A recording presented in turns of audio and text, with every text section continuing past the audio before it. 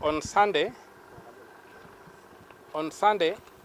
I went to Lang'ata police station, having seen what the president said in Mogosho in Kisii on the 16th, Saturday, whereby he issued a death threat against me and other people who have gone to court and successfully challenged his basically nonsensical housing, so-called housing fund, housing levy fund, or housing levy tax, whatever it is.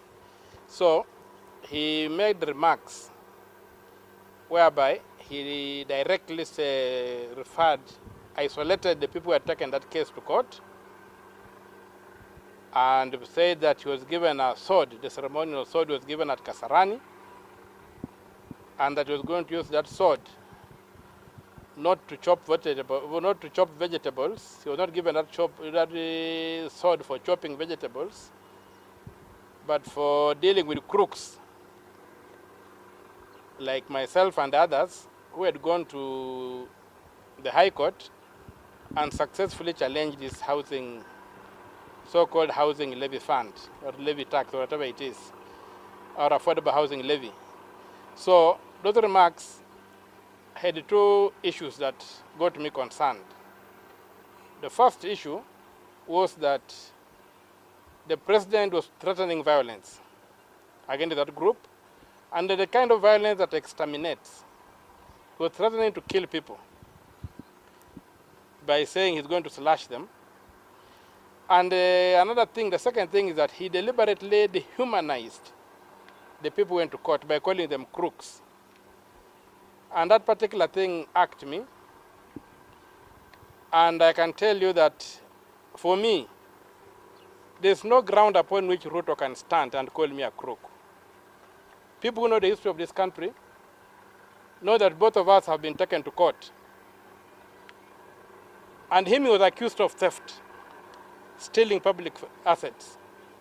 I was accused of holding demonstrations to demand good governance. So who should call the other one a crook? One who has been formally indicted for theft, or me was indicted for fighting for good governance. But more than that, the whole purpose of what the president said, and if you look at everything where people are murdered and killed, the first step is to dehumanize them. Call them cockroaches, call them whatever. In this particular case, the president referred to me and my group as crooks, wakora, whom is going to slash. So already they have dehumanized us, and so eliminating us will not be eliminating human beings. He will be eliminating wakora. So concerned about my own life, that the president issued that death threat and already dehumanized me, and because I live under the jurisdiction of Lang'ata police station, on Sunday I went to Lang'ata police station, making an attempt to report this matter, to get an OB. I was kept there for more than 6 hours, being taken around. Eventually, one of the junior officers came and said, "My brother, the discussion I've picked is that they are not going to record your statement. And what I would advise you to do is to go to the crime scene where the crime was committed. That's in Kisii. Go to Kisii in Mosocho and make a report in Mosocho. I'm sure those policemen will not be able to refuse. Because here, when they refuse, they might even argue that the question of jurisdiction, although it happened on national TV for you, they might argue that the question of jurisdiction does not allow them to be the first point of complaint. So taking that advice, I tried to get a flight yesterday to Kisumu or to Homa Bay. All the flights were booked until after next week. I could not get a flight. So, but given the concern I have about my own safety and the safety of the other people whom the president referred to as crooks, whom he is going to slash, the people who had gone to court and gotten orders against his housing levy fund, which the court declared to be unconstitutional. I decided to drive to Kisii, and he drove overnight, go to Mosocho at around 4 o'clock this morning. I went to the police station. I found officers there who handled me very well. They even recorded my complaint in an OB, and the OB is here for those who can see. It's an OB number 03/19/12/2023. It's OB number 3 of today, recorded at Mosocho police station. So after I recorded the OB, they told me that given my current status in society as a senator, they could not record a statement from me at that police station. I needed to be recorded by the senior police officers. So they referred me, they called the OCPD, and they called the DCIO, and told me to come to this other police station. It's called Nyanchwa police station. So when I got to Nyanchwa police station, I was well received by the junior officers as we waited for the bosses to come. So first of all, the first person who came was the OCPD. He greeted me and asked me to get into his office. He's called Mr. Kazungu Charo, the OCPD. And he did something very strange. He began raising an issue with my phone. He just claimed that I was recording him. So I told him, I'm not recording you, for heaven's sake. I'm not an idiot. I don't record people. So I said, okay, to make you comfortable, let me hand over my phone. So I handed over my phone to one of the people I had come with, my security detail, and they took it out. Then the second thing, he comes in and tells me, do you know that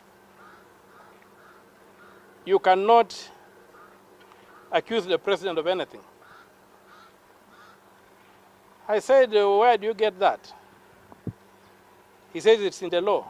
I asked him which section of the law. He didn't even know. So I told him, the only thing you can do is look at Article 143 and read it out, which he did. And Article 143 does not stop the president from being investigated and being recorded. It only stops his being prosecuted. He cannot be prosecuted in a court. But the president can be arrested, the president can be processed criminally by the police. They have that power. The president is not above the law. So after I showed him that, he sort of became angry and began shouting at me and saying, I'm not going to record your statement. You can go anywhere you want, but we are not recording your statement. And so stop wasting your time here.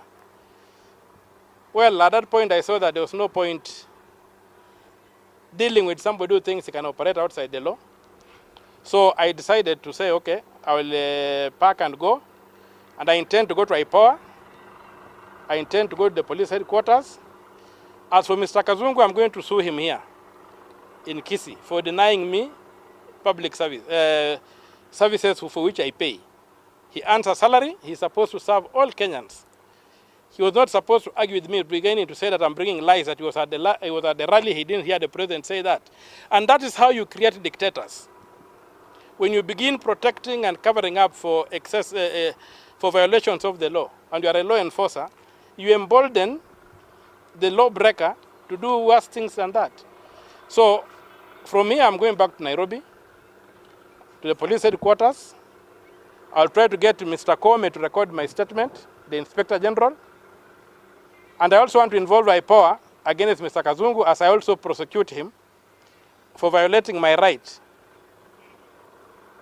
to be served by the state.